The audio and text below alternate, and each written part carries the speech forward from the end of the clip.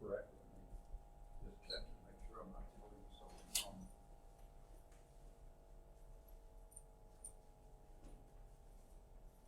That was from chapter 10 probably, wasn't it? Yes, sir.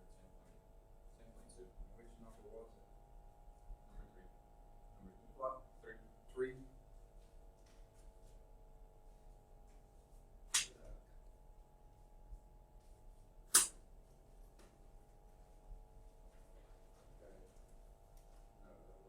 That's chapter 1. Yes. Right.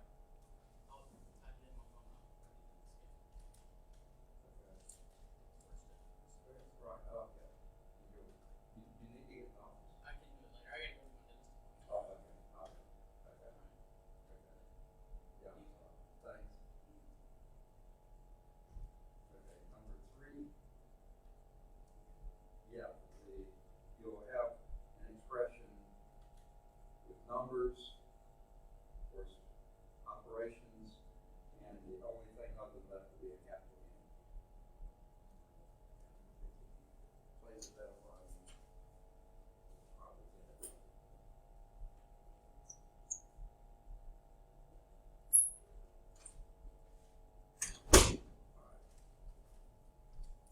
Did that answer what you needed? Okay. All right. Okay, unless.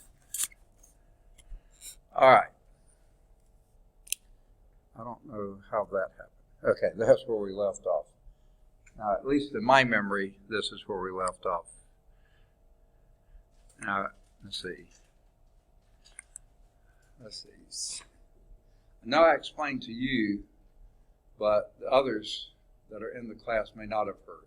Okay, so let me just go over this. My office hours, obviously, this morning were shot, okay, because I was down in the health screening room until about 10 till 12, and I barely had time. I didn't have time to eat my salad, but I got to eat, and I was a little late getting here.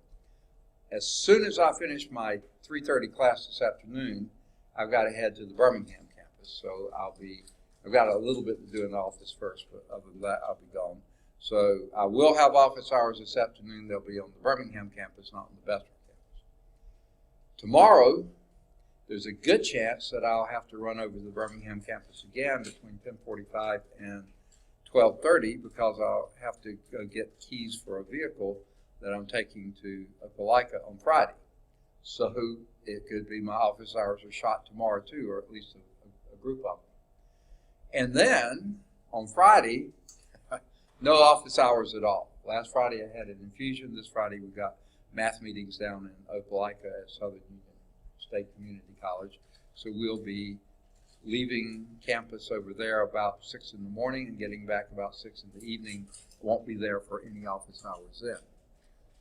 Next Friday, I'll also have curtailed office hours.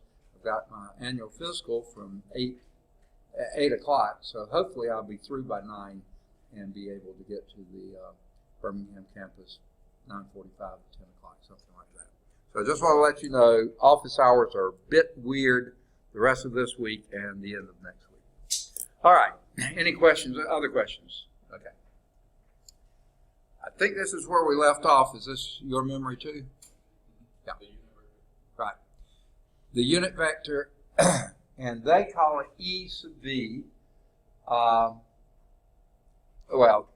A unit vector E has any direction with an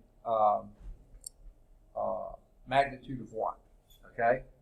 Now, a unit vector in the direction of some other non-unit vector V would then be the vector in the direction of V, but with magnitude of 1. So if you divide divide the vector V by the magnitude of V, then basically that's going to get you down to the magnitude of 1, and that will be the unit vector in the direction of V. Okay? Pretty straightforward definition. Unit vector V in the direction. Unit vector in the direction of V, 1 over the magnitude of V times the vector V. Okay, now, My preference is to call a unit vector U, okay? Sometimes that doesn't work well. Sometimes you need use for other vectors. But the other thing that I do, I put a caret over a unit vector, okay? So rather than an arrow to specify that. All right. Now, they do one thing to this. They verify that is a unit vector. And how do you do that? You take the magnitude of it. The magnitude of this vector E sub v in the direction of vector v, which is not a unit vector generally, is the magnitude of this thing. 1 over magnitude v times v. Okay? Well, magnitude v is just a number. It's a scalar. It's not a vector, so you can pull that on the outside. That would be 1 over magnitude v times the magnitude of v, and obviously those 1 to 1. So yeah, the unit vector has a magnitude 1. Okay. Now, the next little thing they do with this, no, they don't. Oh, okay, sorry. Let's blow this one up too. All right.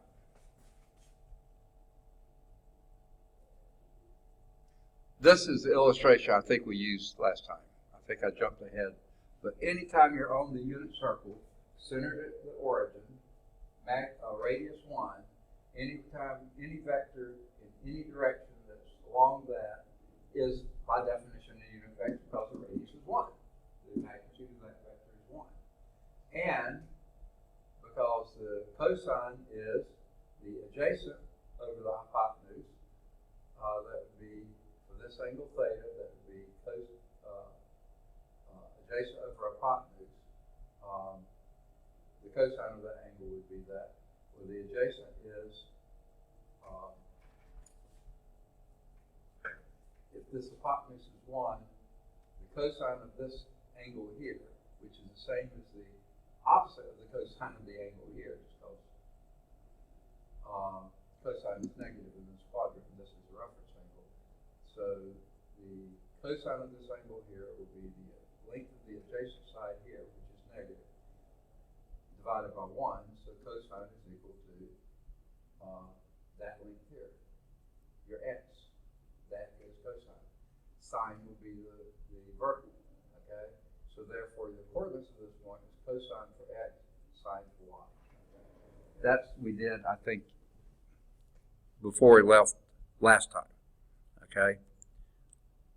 Now,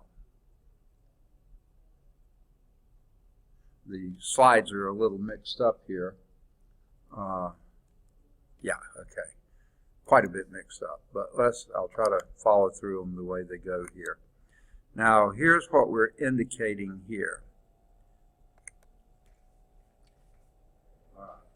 Here is the vector v. Okay? It could be longer than 1 or less than 1. Just any old vector v has coordinates a, b, wherever those happen to be.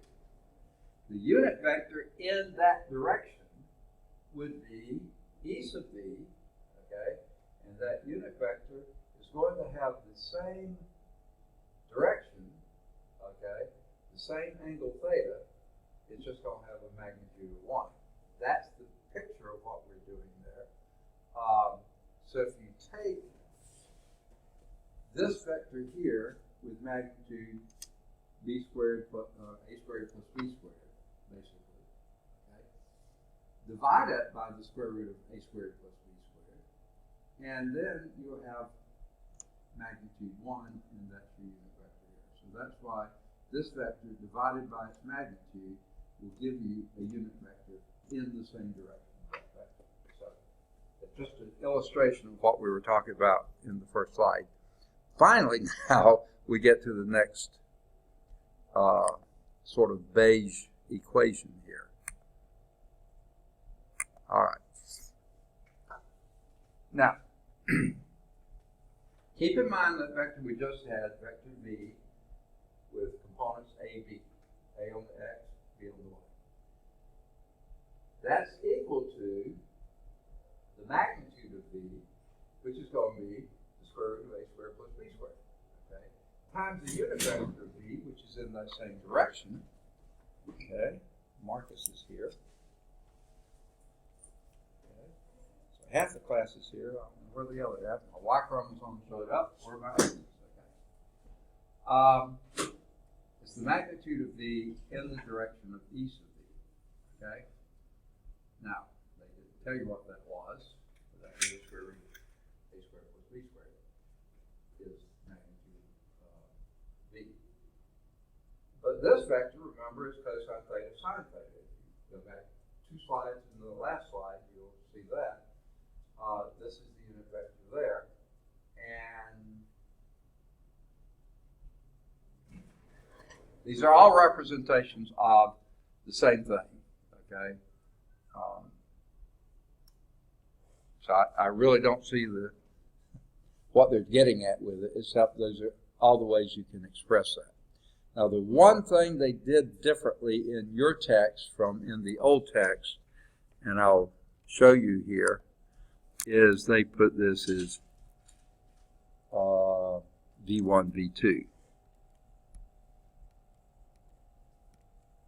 Okay. Rather than AB, they did V1, V2, which if you go back a slide here, this would be V1, V2. Other words, a component in the X direction, component in the Y direction. Okay? Not that it matters any, but they just chose to describe that a little bit differently. Okay? I didn't notice that before, but they do it now. Okay.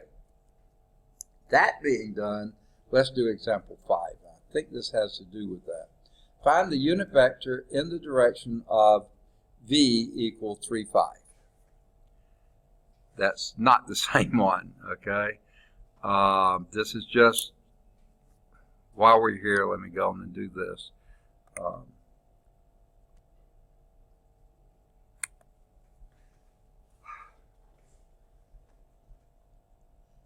In the book now they're using A and B again, not V1 and V2. It doesn't really matter. The I vector, and have we talked about I and J? I don't recall that we have. Are y'all familiar with I, J, and K? Unit vectors along the X, Y, and Z axis. Okay. Are you, I know you said you hadn't done vectors before. Are you familiar with that notation? Okay. The I vector is the unit vector in the direction of X. The J vector is unit vector in the direction of Y. The K vector would be the unit vector in the direction of Z if you have one. We're in 2 spaces, we're not dealing with Z, but you would use that. These are unit vectors, so I'll always cap those to remind you those are unit vectors. Don't get this confused with I, which is square root of -1. That's complex variable. We're not dealing with that. This is unit vector in the I direction, unit vector in the J direction, in the unit vector in the X direction, unit vector in the Y direction. Okay. So another way to express this vector B, besides A, B in brackets, would be AI. That's A times this unit vector I. A is the magnitude here times I. AI would be out here. If A were a small number, it could be here. But it's in the direction of I. Bj would be that magnitude times the J vector here. So you could also express the vector B as AI plus Bj. Same thing as angle bracket A, comma B, angle bracket. Same thing. A is the magnitude in the X direction, or it's the number multiplied by the unit vector in the X direction. B is the magnitude in the J. The previous 2 slides, they called this V1 and V2. You could call this V1 here, V2 there, V1I plus V2J. Lots of different ways to express this. Why they're sort of mixing them up, I'm not absolutely sure. Okay? Now, so it says in example 5, let's see if they do example 5. Okay? Not yet. No, in fact, they don't do example 5. I'm going to back up and we'll do example 5 here. I thought they were going to get to it, but they're not, I don't think. Okay, so let's do example 5. Find the unit vector in the direction of V, where vector V is the vector 3, 5. Okay, we want the unit vector in that direction. So what the book's terminology, we're looking for E, unit vector E, in the direction of V. Okay, and what would that be? It would be here. That's what it would be. Okay, missing the silver. All right. How would you get that unit vector?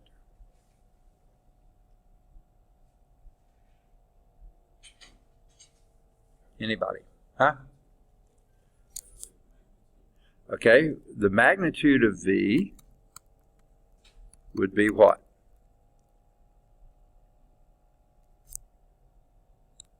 Anyone do it quickly? What is it, huh? What would it be is, how'd you get the magnitude of V?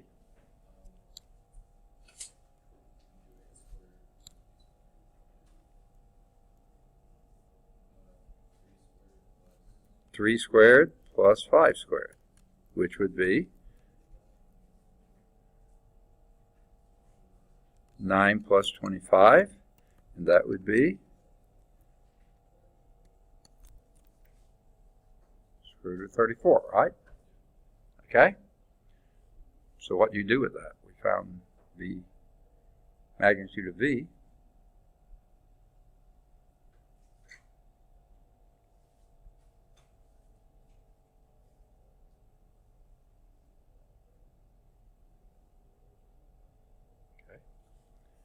Give you a hint.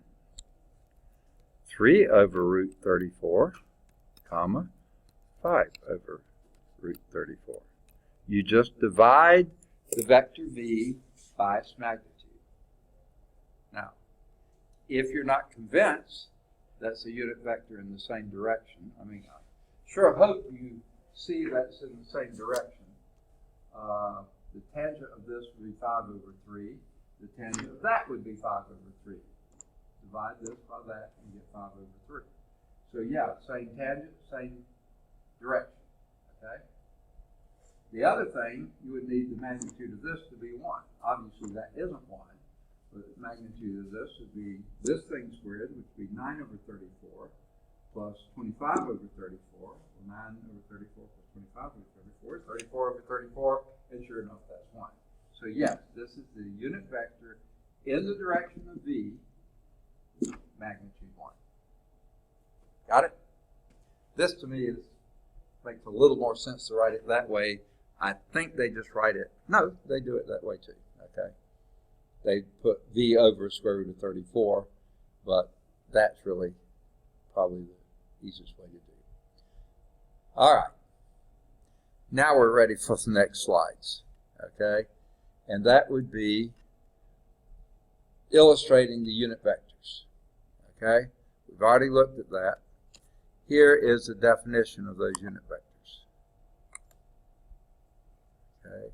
The unit vector in I direction would be 1 unit in X, 0 in Y. That's the I vector. The J vector would be 0 units in X, 1 unit in Y. That's your J vector. The unit vector in the direction of the X-axis I, direction of the Y-axis J. Okay? This will be convenient when you're adding vectors. I mean, actually, I found that the component version is far easier to deal with, but you can also write in IJK form, and it works out just the same. Okay? Now, they give, these are called by the way, the standard basis vectors. Okay? These are unit vectors, and they're your standard basic vectors in the direction of I, J, and then you could X, Y, and you could do Z, and that would just be the K vector. So let's see, I think the next thing is that. So we'll come back to that in a second. Let's do just a couple of things here. think they've already indicated this in the drawing, but I'll do it again. If you have a vector v, and if that vector v is represented this way, a comma b, that's in component notation. Another component notation is components in the direction of the standard basic vectors. That would be ai plus bj. Okay? A is the magnitude in the x direction, b is the magnitude in y direction. So it would be a times the unit vector in the x direction plus b times the unit vector in the j direction. Okay? Now, they have an example here. Here's a vector, 4, -2. Okay? Write that in IJK, or IJ notation. What would that be? Really simple. 4i minus 2j. Perfect. Okay? Now, vector addition performed using ij coefficients. Same way as using components. It's just don't use the angle brackets. Add the i's, add the j's. So 4i minus 2j plus 5i plus 7j. Wait. Sorry. I'm getting my notations crossed up. Okay. Don't want to write it the same. I want to write it here. Plus this vector plus 5i plus 7j would be what?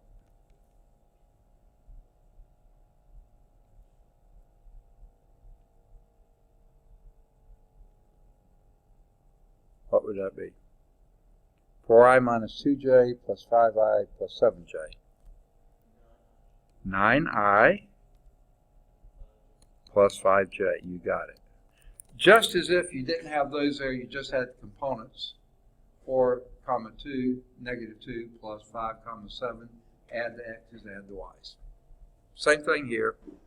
And that's exactly what you get. All right, then the conceptual insight they go to is here. And this is one example, sort of a classic example of vectors. Many things in real life are expressed in vectors. For instance, weight is a vector quantity. Weight always pulls downstairs. At my health screening, I had to stand on scales. I stood on scales because the gravity was pulling me down, perpendicular to the scales. It was some sort of either electronics or springs or something in there was indicating how much force was hitting on that thing. So, forces are vectors.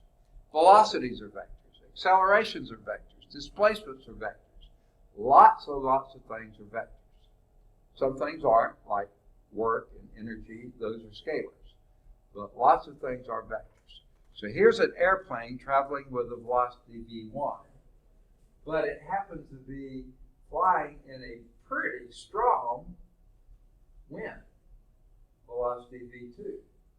So rather than going along like it thinks it is, it's got its thrust is pushing it this way, the wind is pushing it that way, so it's actually flying along in that direction, okay, which is the sum of the two vectors.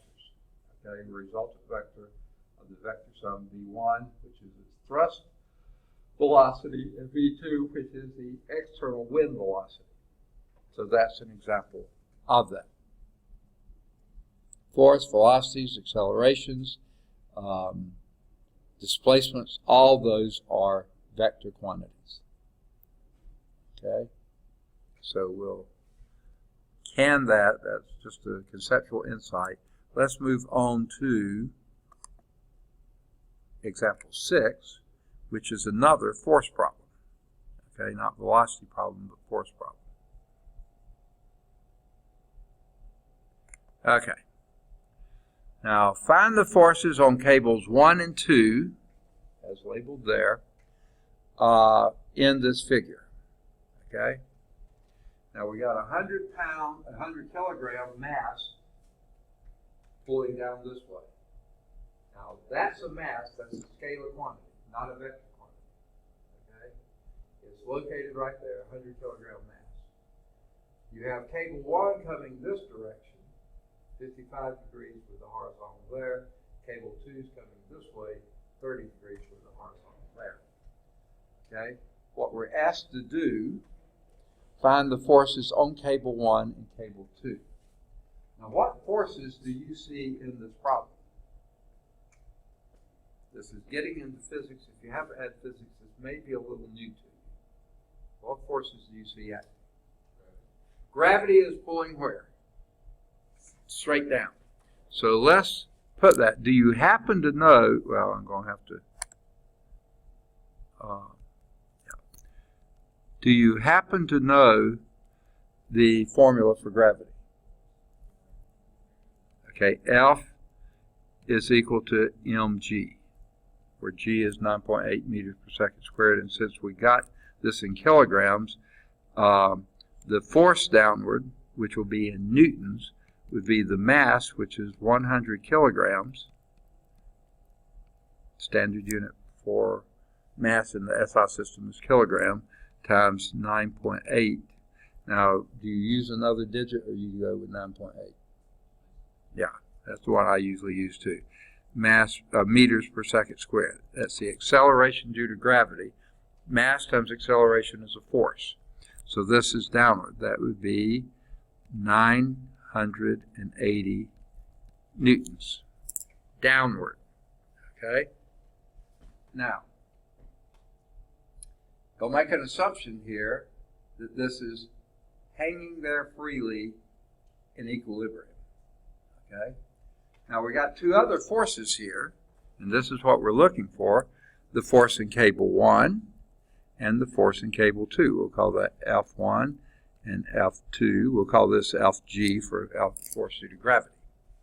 Now, typically what we do here, we break these two forces into their components. Okay? Oh, all right. It's painful. Okay, so let's draw a component in this direction and a component in that direction, a component in this direction and a component in that direction. Okay? We'll call this F1x, call this F1y, call this F2x and F2y. Okay. Now that's all symbolic. We don't really have any numbers with it except the numbers we have right here. But what can you tell me? This angle 55 here is exactly the same as this here. That's horizontal, that's horizontal, that's a bisecting line. So this angle, that angle is the same. So this down here is also, this angle here is 55 degrees, and this angle here is 30 degrees. By that? Okay. Now, break those two forces into their components. We've sort of represented those, but we could do a little bit better than that. Okay?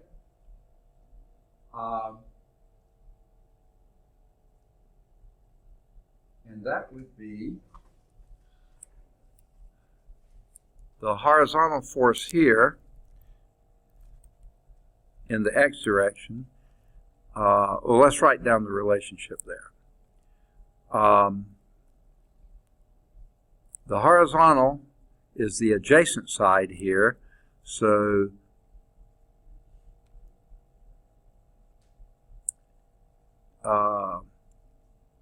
cosine of 55 degrees would equal force 1x over F1, and cosine 30 degrees will be F2x over F2. You buy that? Okay. And similarly, sine of 55 degrees is F1y over F1, and sine of 30 degrees is equal to F2y over F2. You buy that? Okay. Now, remember our assumption here, this is hanging freely in equilibrium. It's not moving. It appears to be hanging freely. What is the sum then of all the forces in the x direction? It's hanging freely, not moving, not accelerating. The sum of all the forces in the x direction is 0, because it's not moving. Force is equal to mass times acceleration. If it's not moving in the x direction, which we assume it's not, the forces in the x direction are 0. So we do this one.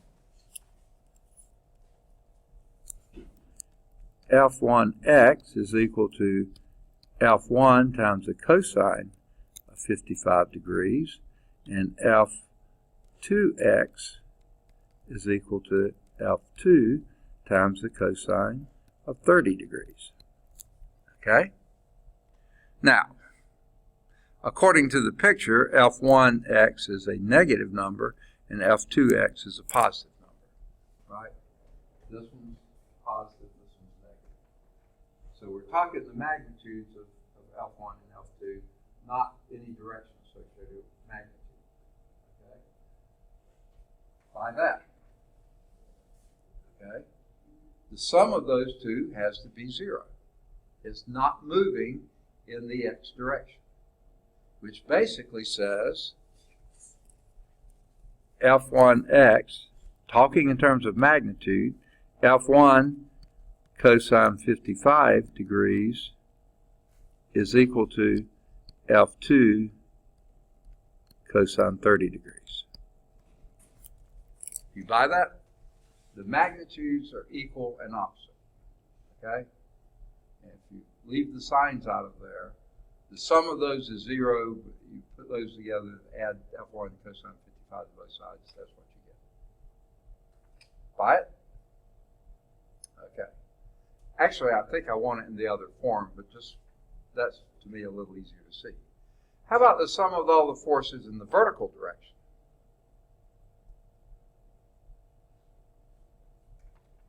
Well, these two are forces up, F1y up and F2y up.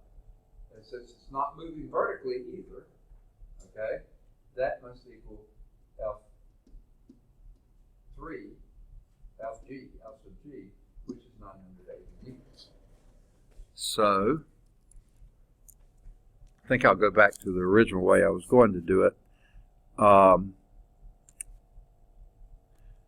Minus F1 cosine 55 plus F2 cosine 30 is equal to 0. And this one says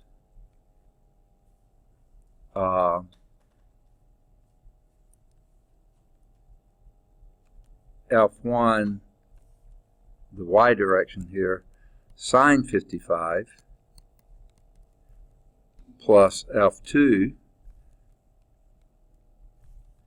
sine 30,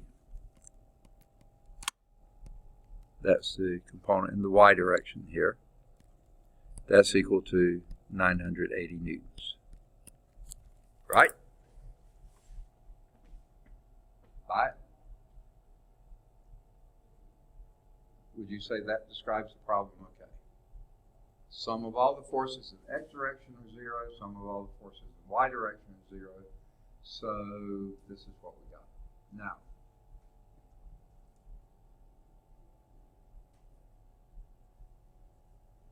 since we know the angles and we got calculators, but we don't need them always, anyone know what sine of 30 is? Yes, you do. Isn't it always 0.5? Sine of 30 degrees? Try it on your calculator. Yeah. Because that's a 30, 60, 90 triangle. Right. So that's 1/2. The others we're going to have to do. I can figure out, do cosine, but it's going to be square root of 3 over 2, which is an irrational number anyway, so that's not really going to help us a lot. If I can do that. Okay, so basically we have two equations, two unknowns. Let's solve for the F1 and F2, and we got it. So with a calculator, tell me what cosine 55 is. Be sure you're in degree mode.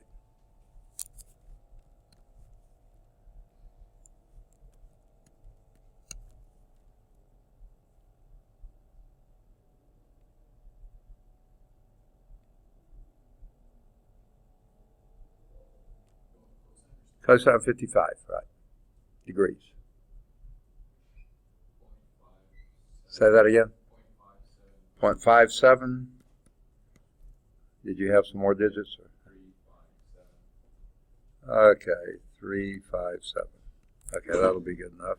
That's time F1 plus cosine 30. Be sure you're in degree mode. 0.8 something. 0.8 what? Say again. 0.8666. 0. Okay, let's just leave it there then. Okay. F2, that's equal to 0. And now let's do the other. Sine of 55.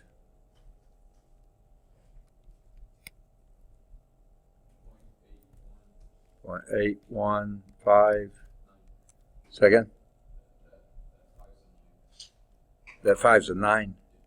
0.81915. We'll call that then times F1 plus 0.5. F2 is equal to 980. Okay? That's going to be in newtons. Oh, what a joy, right?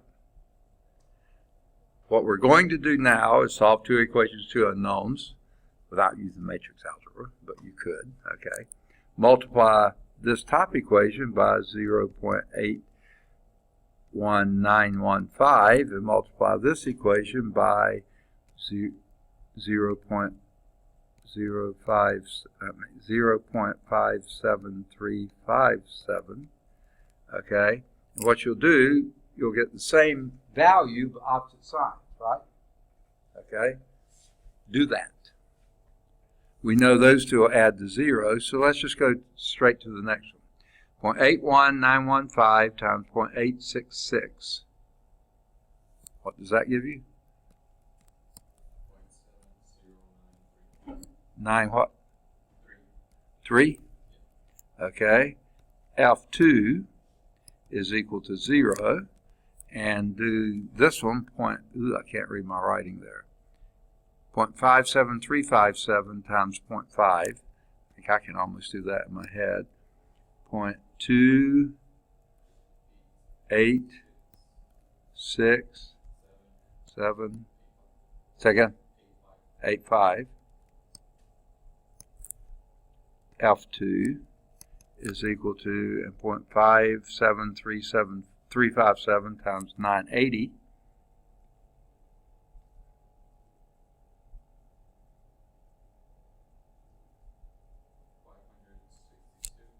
566. 562. Okay. 562 newtons. 0.09, blah, blah, blah, blah. Okay. Now, add those two together. Wow, you come awfully close to 1, don't you?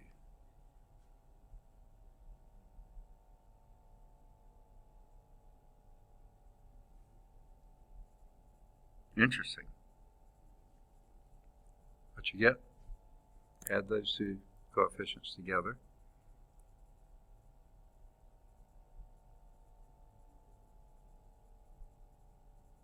It's 0.99, huh? 99 what? 6, 1, 6, 8, 9. Okay. F2 is equal to that. Divide that by that. 562.09 by the 0.99 something. and you get F2 564. Okay, let's just leave 564 newtons. The F2 is 564, or yeah, 564 newtons.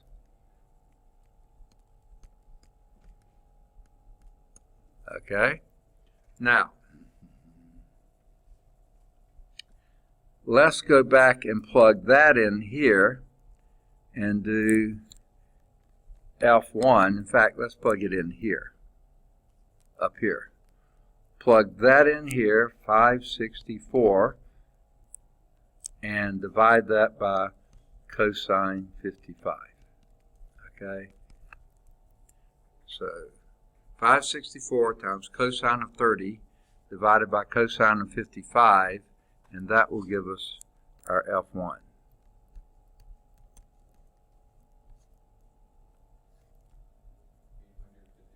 Say it a little louder.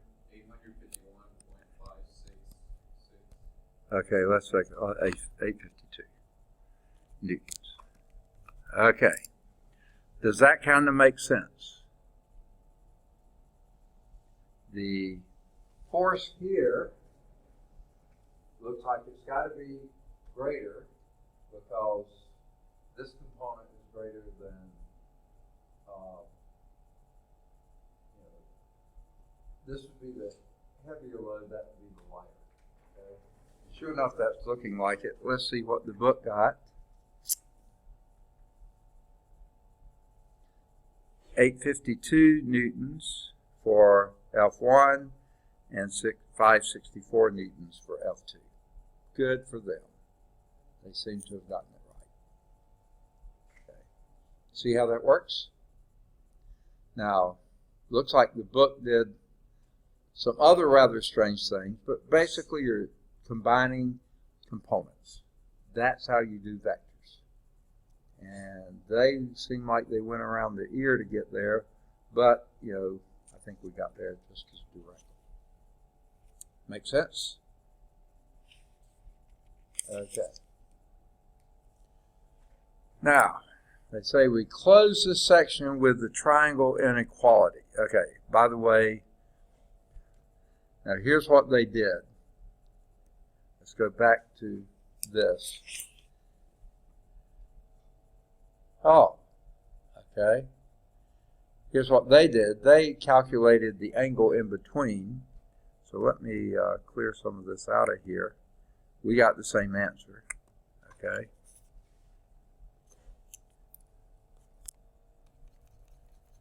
But I'll show you how they did it. Not that it's any better or any worse. Okay. They calculated this angle here.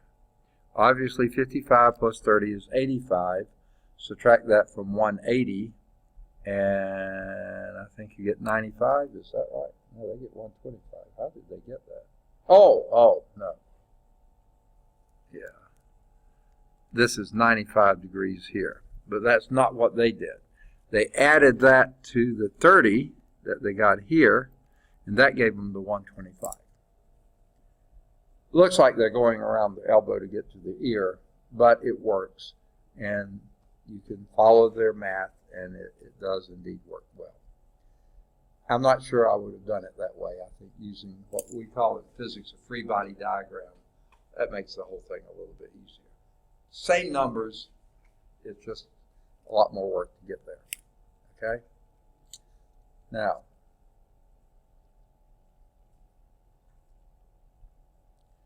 that's if we just wanted the forces on cable 1 and 2. What they do is actually break those down into components, which is fine, but the problem didn't tell us we needed to do that. In fact, I would contend to you they have so much round-off error, it's not making any sense.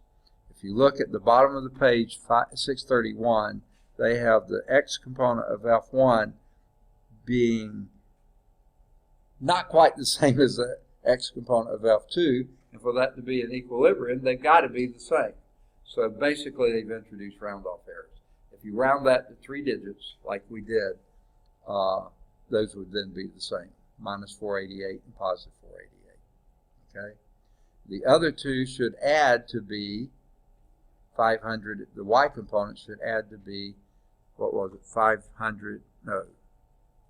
980. And if you add those together, oh man. No, okay, I'm sorry, looking at the wrong thing. 900, not quite, okay? Why they rounded 1 to 3 digits and 1 to 0 digits, I don't know, but they should be the same. But I think our approach was better, okay? Of course, that's why I did it, okay? All right, so that's why they have the 125 in there. It works out the same with the way we did it, only we assigned the signs SIGN to it. All right, here's a triangle inequality. That's what they're closing this out with, okay? And this is used quite a bit. We close this section with triangle inequality, and this figure that they don't show here has a, we'll show the figure in a minute, okay? Shows the vectors sum of f plus w for 3 different vectors w of the same length. I'm sorry, why am I saying f? V plus w. V is the same in all 3. W's are different. They're actually same lengths but going in different directions. Okay? And here's what the triangle inequality says. If you have 2 fixed vectors v and w, when I say fixed, v is fixed in magnitude and direction, w is fixed in magnitude but not necessarily direction. The magnitude of the sum of those two, if v and w are n to n, this would be exactly equal magnitude of v plus magnitude of w. V is here and w is there, and they're pointing in the same direction. Magnitude of v plus magnitude of w is that magnitude. Any other direction that w faces, like here, now that magnitude is less. Down here, the magnitude is less. Over here, it's quite a bit less.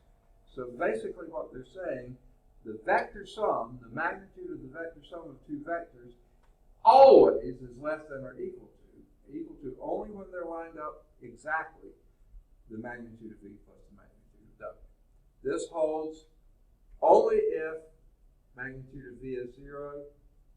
Equality holds either if magnitude of v is 0, magnitude of w is 0, or if w is exactly an exact multiple of v. In other words, same direction of v, but then any other magnitude. In other words, same direction, whatever magnitude. Now, that lambda has to be greater than or equal to 0. Of course, if lambda is 0, then w is 0, and then you've got v plus 0, and that was the same case as this, right here. But if lambda is 1, then they're exactly the same vectors in the same direction.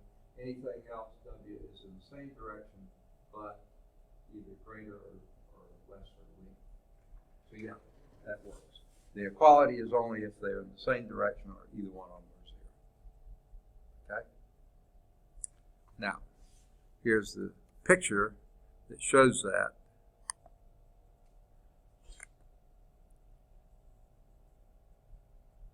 Illustrates that, I guess you would say.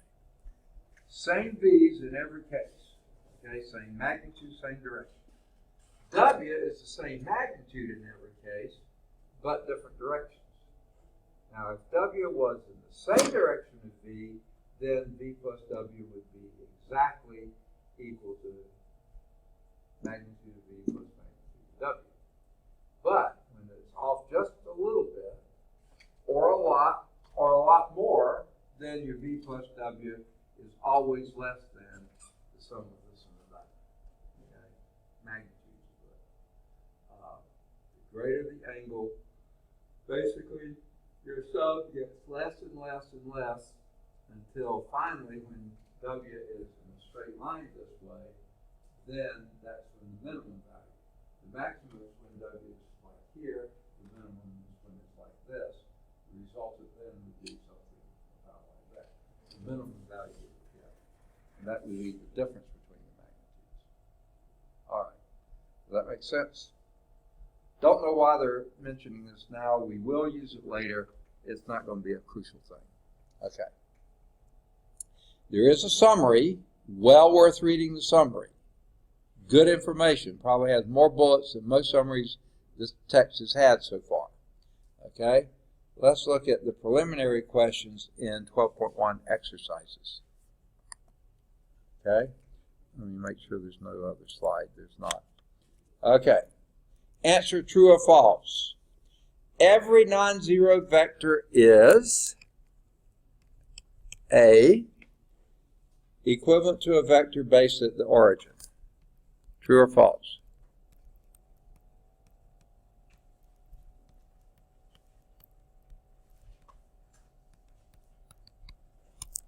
True or false?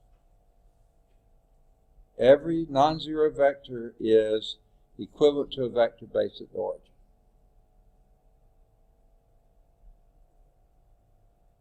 What does equivalent mean? Same magnitude, same direction. Yeah. Any old vector here, let's say. Here's my origin right there.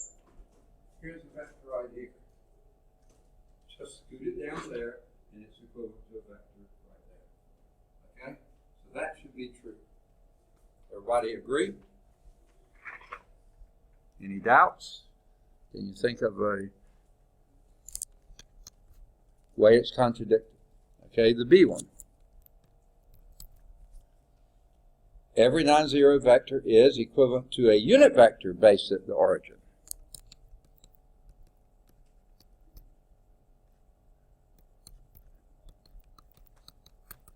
True or false?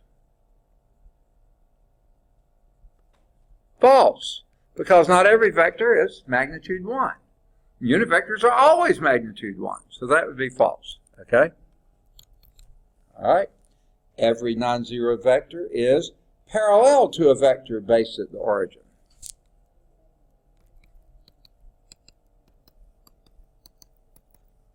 What you think?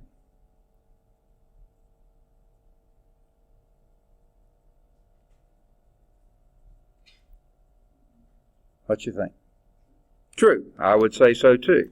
Because if it is out here somewhere, it's parallel to its equivalent vector, okay, based at the origin. So yeah, that would be true.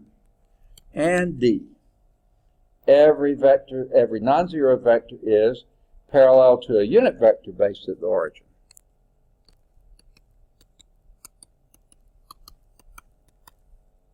What you think? True, yeah. So I think it's true, false, true, true. Okay? Let's see what they say. This is 12.1. Yeah. 12.1 preliminary.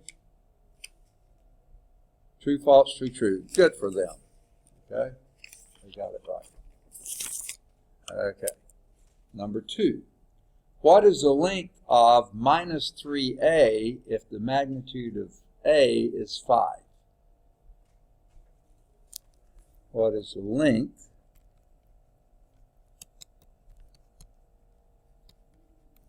of minus 3a, a being a vector, if the magnitude of a is equal to 5?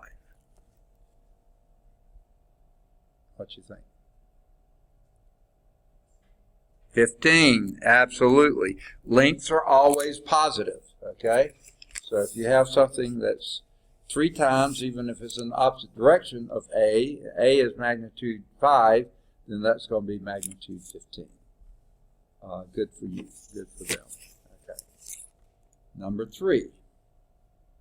Suppose V has components 3, 1.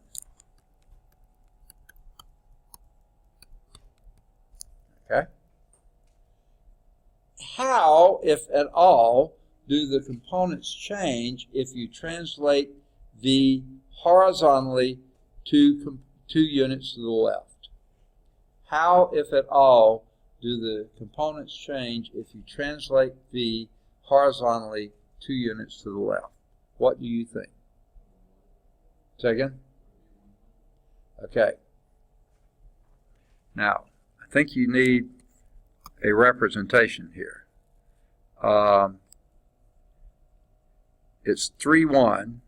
I'll put it here as if it's here. 1, 2, 3, 1. So theirs would be one ramification of that. Now, translating that vector, what did it say? 2 units to the left, 1, 2, the vector would translate just like that. It's not just the endpoint translating, the vector is being translated. So do the components change? If I translate this here or here or here, the components of the vector are exactly what it was before, right? We're not translating just the point, we're translating the entire vector. That's at least how I read it, okay? And I would say they don't change. Let's see what the components are not changed. Yeah. Okay. Now, I think I need clean space. So let me erase all this. That was number 3. Number 4. What are the components of the 0 vector based at 0.35? 0, 0. Any component of a 0 vector is 0, 0. Only choice. Number 5, another true false. The vectors v and minus 2v are parallel. True or false?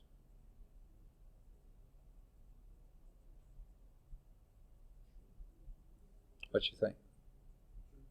True, absolutely.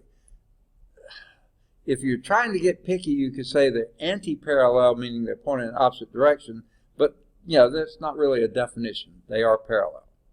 B, the vectors v and 2v point in the same direction. True or false?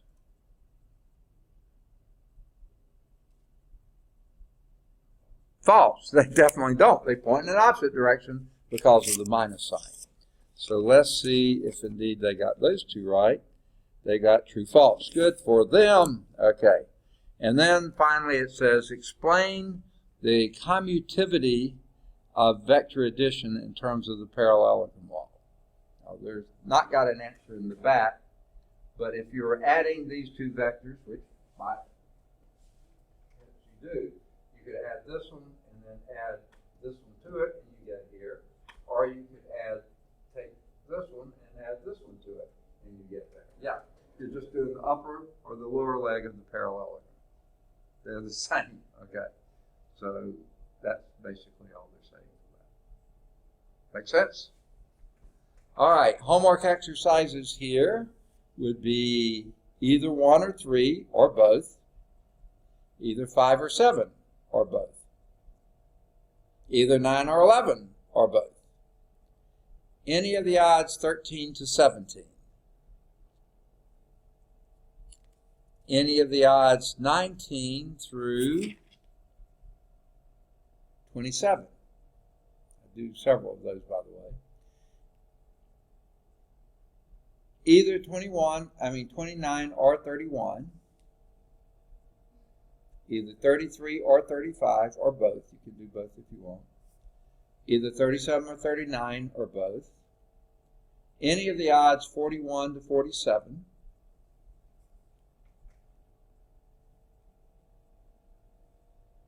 And I think any of the odds 49 through 65. And I would do more than one of those. Oh, wait, I'm sorry. Let me revise that. Any of the odds, I've got to find it again, 49 through 59. No, let me revise that again.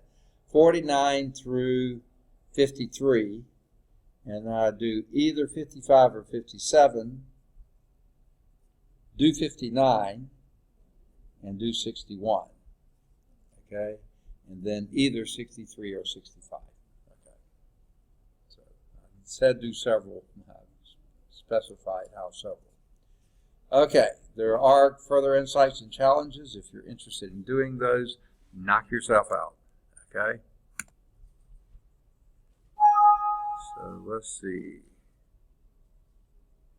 All right. Let's move on to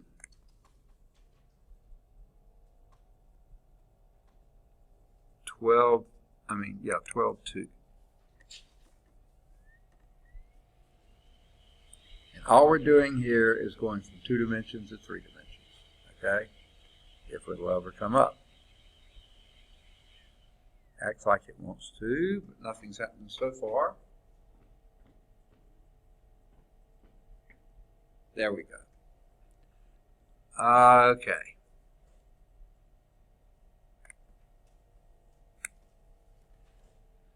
All right, if you're going to 3 dimensions, we run into a little problem. I mean, we're okay with 2 dimensions. We're used to looking at that. In 3 dimensions, you've got a directional issue that you have to deal with. So what they do, they deal with something called the right-hand rule. Take your right hands, point them in the direction of your positive x-axis, bend them in the direction of the positive y-axis. Your right thumb is going to be pointing upwards in the direction of the positive z-axis.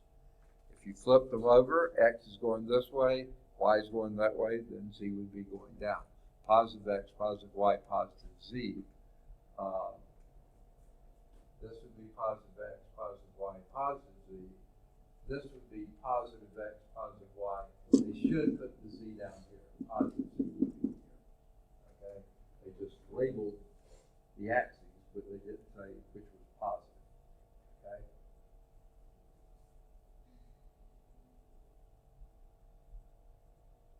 Oh, no, I see what they're saying here. To have positive z going up this way, if x is here and y is there, positive z can't possibly be up. Now don't switch hands. You do get it to work. It's always a right-hand rule. Compete against, biased against left-handers, which is not fun. Okay. So the fingers of the right hand curl from position positive x to positive y. Then the right thumb is going to point in the direction of positive z. Their indication is z is positive upward there, which would be totally incorrect.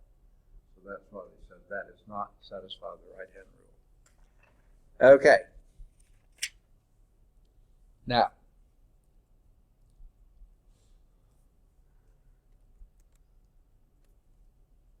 every point in space, and guess what, folks?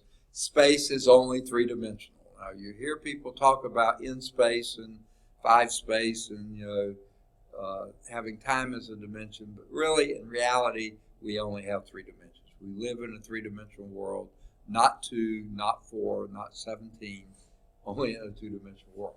Now, mathematically and in linear algebra and other things, you'll go into in space, but it's not physical space. Physical space is 3-dimensional, okay? And every point in space is represented by a unique set of coordinates, x, y, z, okay? Now, what I like to use for just a reference in the classroom, let's take this corner here. Just imagine this angle wasn't here. Positive x, positive y, then this would be positive z, x, y, z, okay, positive z. Now, to get a negative x, you'd have to go out in the front parking lot. A negative y, you'd have to go into the fan room over there. A negative z, you go down to the first floor. So you got all the things there, but we're just going to deal in the, what I call the first octant, though they don't usually number them that way. So let's pick a point here, say, okay? Right here. Ooh, on the floor, that's good. Okay. Now, if you counted how many units in the positive x direction, looks like 1, 2, 3, that's not counting well. 1, 2, 3, 4, 5, maybe 6 or 6.5 in the positive x direction. Counting that way, 1, 2, 3, 4, 5, 6, 7, 8, maybe a little more in the y direction. Where was it up here? Let's just do blocks here. 1, 2, 3, 4, 5, 6, maybe 9 up here, something like that. That point has a unique triplet ordered triplet, X, Y, Z, that defines every point in space.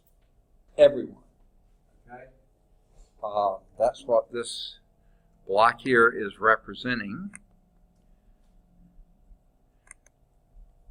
Here we have come out A units from the positive x-axis, B units from the positive y-axis, and C units that point is ABC. Now that happens to be what I would class the first octave. They don't number them that way, but everything's positive.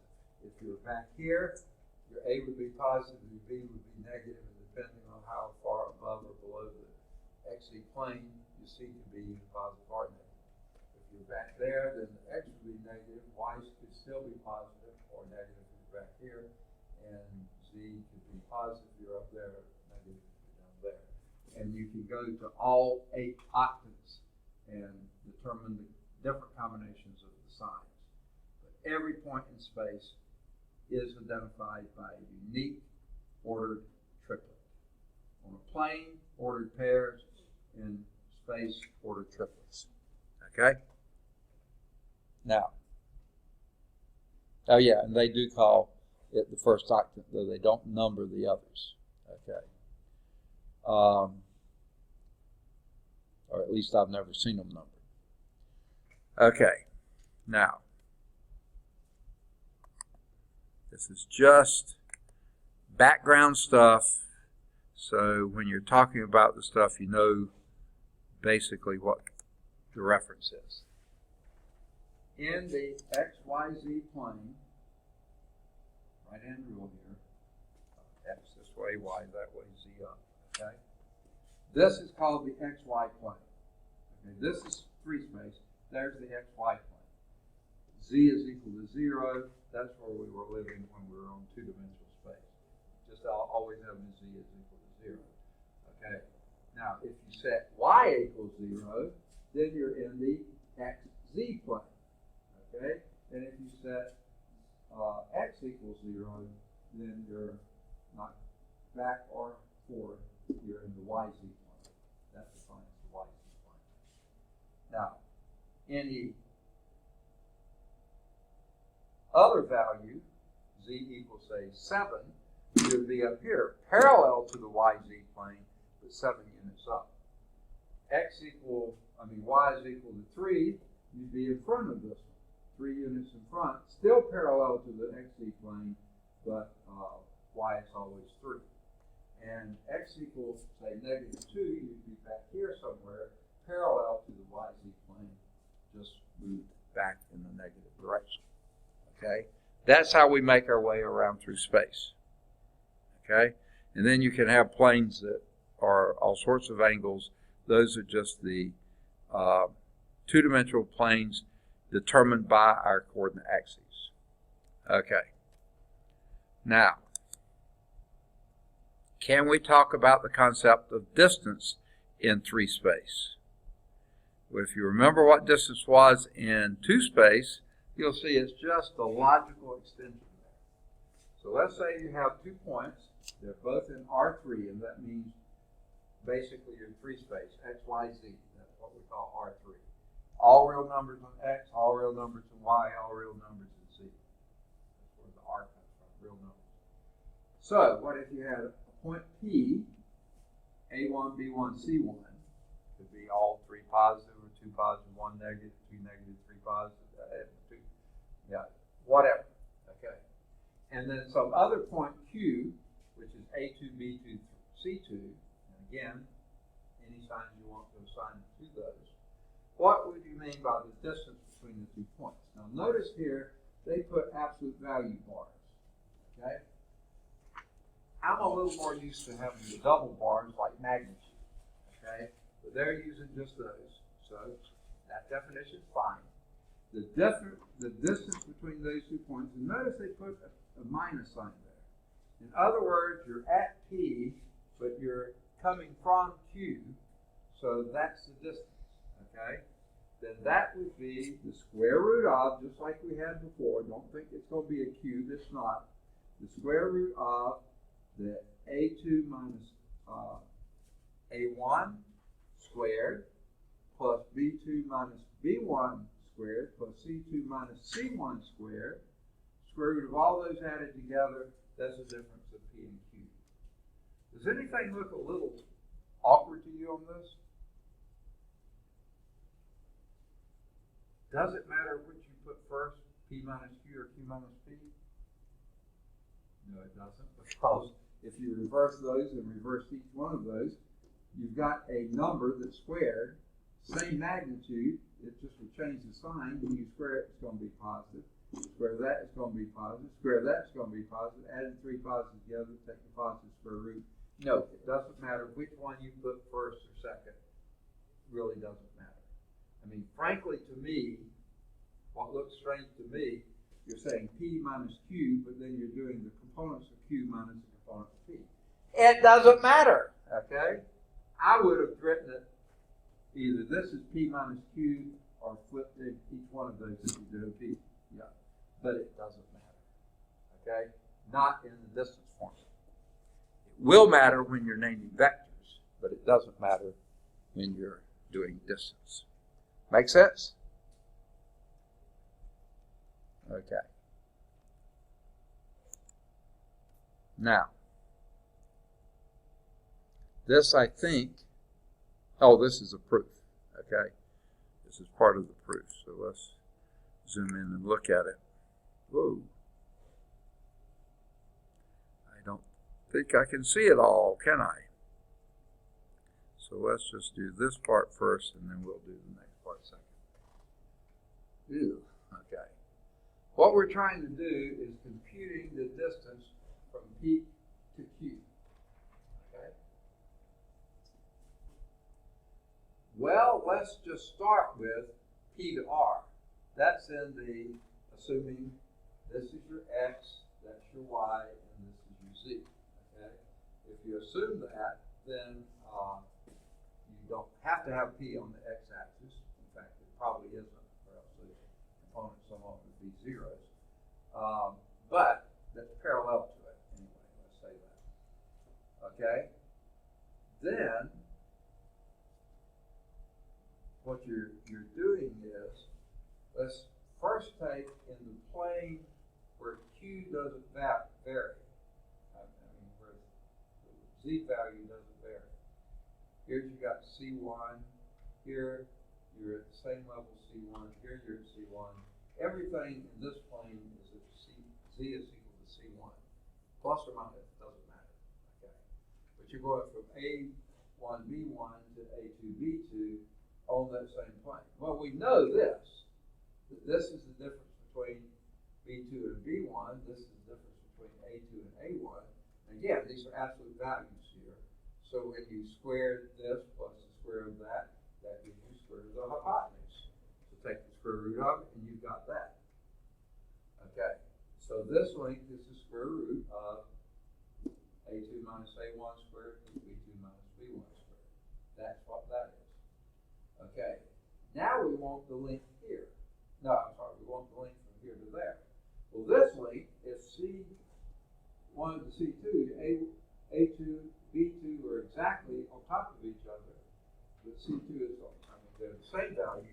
C2 is on top of C1, so this length is C2 minus C1. That's that length there. Now they don't show it here, but that's what that length is.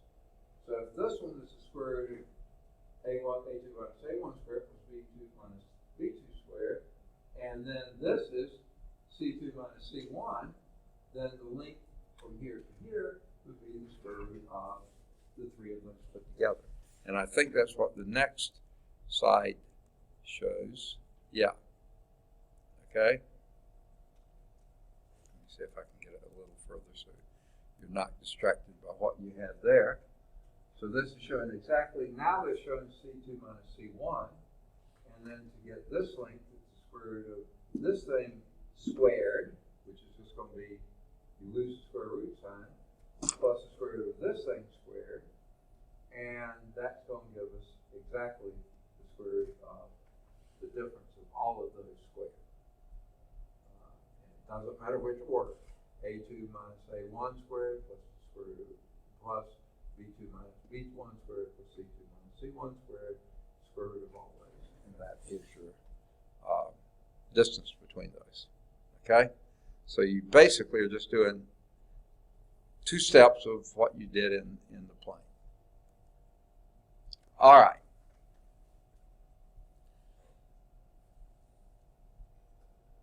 It's time, isn't it? Sorry. I hope to get a little further along. But here, I got started late because I had to go to a wellness screening that they said we were supposed to go to. So we'll start next time on 637, top of the page. Homework exercises here. We got some things covered. You can do number 1, I know.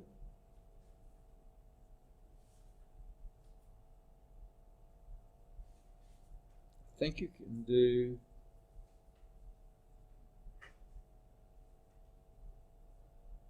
three.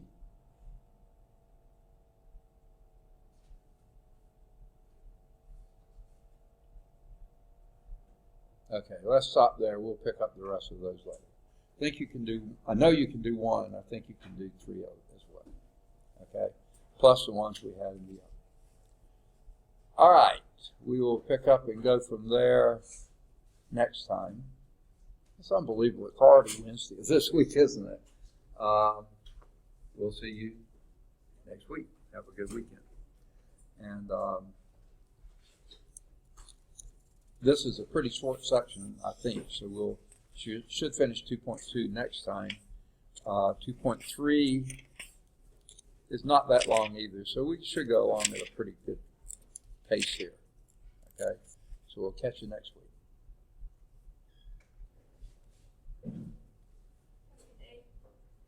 All right, thanks, you too.